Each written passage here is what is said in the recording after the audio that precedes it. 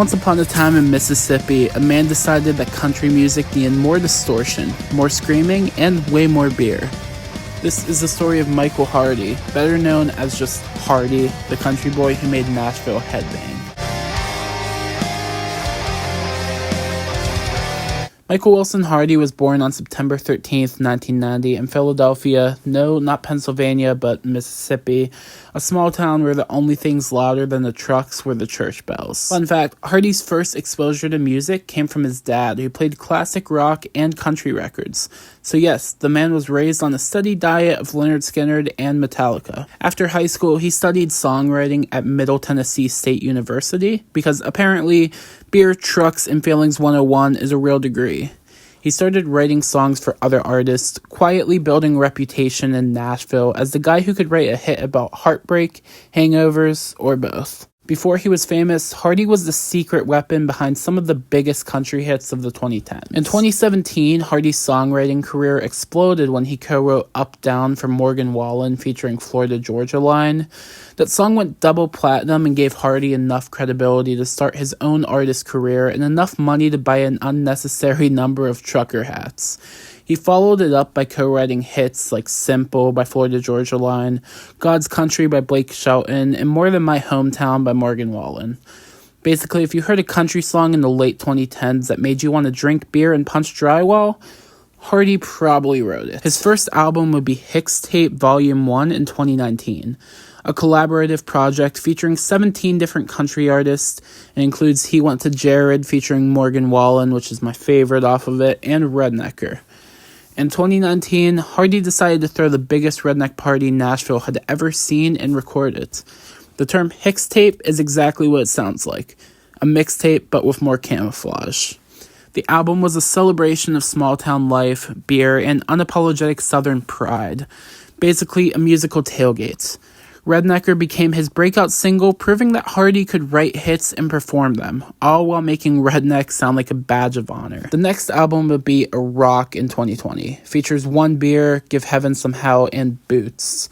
In 2020, Hardy dropped his debut studio album, A Rock, and it was exactly that, a rock. The album was produced by Joey Moy, the same guy behind Nickelback and Morgan Wallen, so yes, it was scientifically engineered to make your dad's truck speakers explode. A Rock mixed country storytelling with heavy guitars and gritty vocals, earning Hardy the title of the metalhead of country music. Songs like Boots and Unapologetically Country as Hell made it clear Hardy wasn't trying to fit into Nashville's mold. He was melting it down and turning it into a beer can. One Beer featuring Lauren Elena and Devin Dawson became a #1 hit, proving that Hardy could write about drinking and still make it sound deep. Next one up is Hixtape Volume 2 in 2021. Features collaborations of Brantley Gilbert, Dierks Bentley, and more. Because one Hixtape wasn't enough, Hardy came back with another, bigger, louder, and featuring even more of his famous friends. The project was released one song at a time over several weeks, like a slow drip whiskey barrel of chaos. By this point, Hardy was becoming known for his unique sound, a blend of country, storytelling, rock energy, and metal aggression. He was the guy who could open for Morgan Wallen and open the mosh pit. Next, we're going to talk about The Mockingbird and The Crow in 2023. My favorite.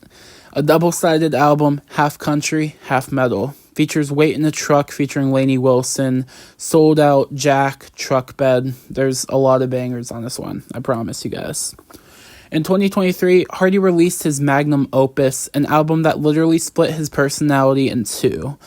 The first half, The Mockingbird, represents his countryside, heartfelt, poetic, and full of twang. The second half, The Crow, represents his metal side, loud, angry, and ready to throw a beer can through the wall. Crazy thing about it is there's a breakdown in one of the songs, and he has the lead singer of A Day to Remember on it, Jeremy McKinnon. I just think that's pretty badass. Songs like Sold Out and Jack brought metal riffs and screaming vocals into country radio, something no one thought possible. It's the first album where you can cry about heartbreak in one track and then headbang to the next. Next, we're going to talk about Hardy's live shows. Hardy's live shows became legendary, part honky-tonk, part metal concert, part demolition derby. He's been known to open shows of pyrotechnics, mosh pits, and the occasional yee-haw scream like a war cry.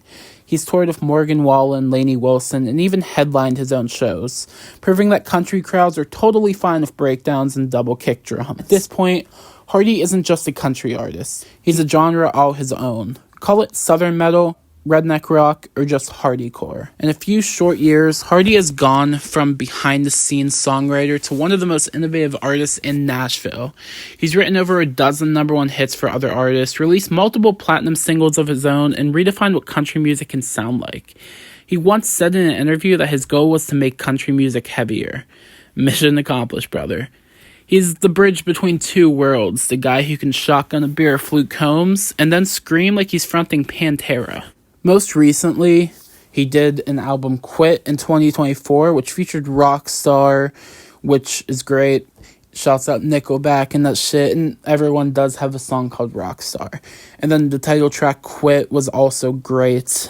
It's a heavier, almost rap kind of a vibe, not gonna lie. He most recently made a new album titled Country, Country, Country, which is great, in my opinion. It's still solid. Less metal, though. But still, he's still definitely a rock fan. Just wait till the next one. I guarantee it's going to be full of breakdowns.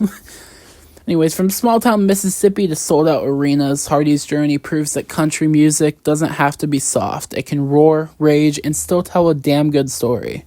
He's a songwriter, a performer, and a mad scientist mixing twang and thunder. And that, dear listener, is how Hardy became the first man to turn a pickup truck into mosh pit, one riff, one beer, and one hell of a scream at a time.